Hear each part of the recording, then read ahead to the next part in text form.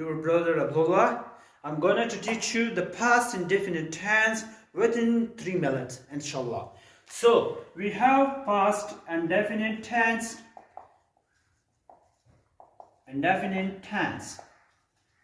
Okay? So, first of all, we should to know about this tense and which form used in this tense and how we will identify this tense sentence when we see anywhere. So we have the structure, and structure we will see that subject plus second form of word plus object. Okay.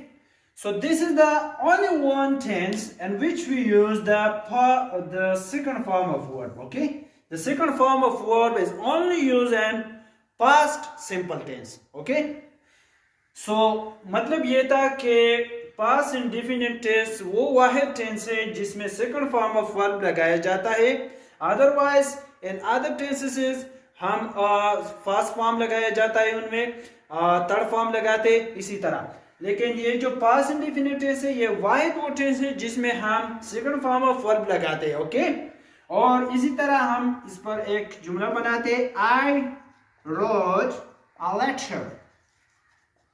Okay, इसी तरह तो ये road जो है ये हमारे पास इसी तरह है, राइट, रोट, रिटन.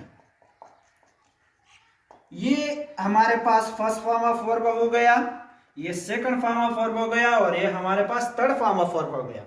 तो हमने ये सीखा कि पास्ट इंडेफिनिट टेंस में हम सेकंड फॉर्म ऑफ वर्ब लगाते हैं, और इसी तरह परफेक्ट जो भी है उसमें थर्ड फॉर्म लगाते हैं, जैसे कि written. Okay, wrote, write, wrote, written. Okay, तो यहाँ पर हमने क्या रोट लगाई, मतलब सेकंड फॉर्म ऑफ वर्ब लगाई, और इसी तरह कई तरह के जुमले हम इन पर बना सकते हैं इस टेंस पर.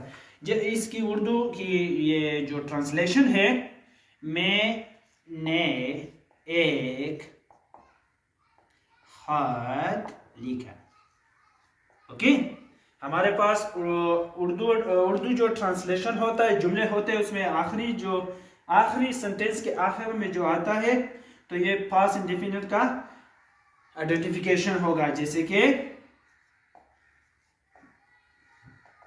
और अलिफ बी आते. ठीक है, तो ये जब भी हमें ये चीजें नजर आए तो हम इससे पता लगाएंगे कि ये पास्ट इंडेफिनिट टेंस है. ओके, कई एग्जाम में हमारे पास इसी तरह जुमले आते हैं और कहते हैं कि ट्रांसलेट इनटू इंग्लिश. मैंने एक खत लिखा, I wrote a letter, I wrote a letter. तो इसी तरह कई तरह की जुमले इन पर आप बना सकते हैं, लेकिन आपको अगर इनकी स्ट्रक्चर मालूम होता है और स्ट्रक्चर के बारे में पता हो तो आप बासानी हर जुमले को ट्रांसलेट कर सकते हैं. ओके, फिर इस टेंस में हमारे पास जो है इंट्रोगेटिव आते हैं और नेगेटिव आते हैं. ओके, इंट्रोगेटिव में हम क्या करते हैं, इंट्रोगेटिव में हम डिड जो है इसमें हेल्पिंग वर्ब है हमारे पास. ओके, डिड ये विद आर यूज होगा, जैसे कि he, she, it, you, they, you, like this. Okay, अली इसी तरह डिड आल के साथ इस्तेमाल होगा. फिर हमने ये सीखा कि ये तमाम के तमाम चीजों के साथ इस्तेमाल होता है. ये हेल्पिंग वर्ब में हमारे पास डिड पास्ट इंडेफिनिट टेंस में जब हम इंट्रोगेटिव बनाते हैं. ठीक है, प्लस सब्जेक्ट, हमने सब्जेक्ट लगाई दी. ठीक है, फिर हमारे पास एक और चीज आता है जो हमें समझना चाहिए. ओके, प्लस ऑब्जेक्ट, कि जब हम इंट्रोगेटिव बनाते हैं पास्ट इंडेफिनिट या पास्ट सिंपल टेंस में, तो तब हम सेकंड फॉर्म, जैसे कि मैंने कहा कि पास्ट इंडेफिनिट सिंपल सेंटेंस या अफर्मेटिव सेंटेंस में हम सेकंड फॉर्म ऑफ वर्ब लगाते, but in this tense and this interrogative sentences we will write the first form of verb. हम first form of verb लगाएंगे या लिखेंगे. ओके, did के साथ. फिर ये हमारे पास क्या हो गया, ये हमारे पास इंट्रोगेटिव हो गया, did I write, okay, a letter. तो हमारे पास यहाँ पर क्या हो गया, और यहाँ पर आप क्वेश्चन मार्क लगाओगे। यहाँ पर रोड की जगह हमने राइट लिखा, ठीक है। क्यों? क्योंकि डिड जब आता है तो तब हम इसके साथ फर्स्ट फॉर्म ऑफ वर्ब लगाएंगे, ओके। तो फिर हमारे पास ये उर्दू में जो आता है वो क्या, मैंने एक खत लिखा, ओके। तो वही तरह ये आता है।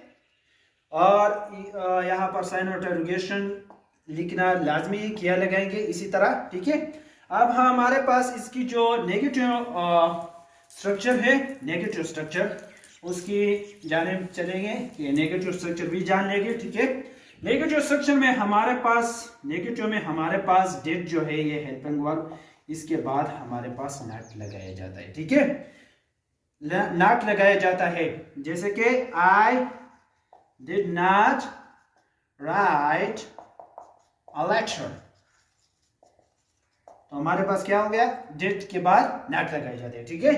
तो सेंटेंस अगर हमारे पास है, मैंने एक खत नहीं लिखा, ओके, वही तरह आएगा। did के बाद not लगाए जाते। चलो एक बार फिर इसकी समरी करते हैं। हमने ये देखा कि पास्ट इंडेफिनिट टेंस में हमारे पास अफर्मेटिव सेंटेंस में हमारे पास सेकंड फॉर्म ऑफ वर्ब हम इस्तेमाल करेंगे, ठीक है। जब इंट्रोगेटिव होता है तो इंट्रोगेटिव में फर्स्ट फॉर्म इस्तेमाल होते हैं, और इंट्रोगेटिव में हमारे पास जो हेल्पिंग वर्ब है वो क्या है, डेड लगाएंगे, और वो तमाम के तमाम। और नेगेटिव में भी फर्स्ट फॉर्म लगाएंगे, लेकिन डेड के बाद हमारे पास नॉट हम लगाएंगे, ओके। तो ये था, ये उर्दू आइडेंटिफिकेशन है,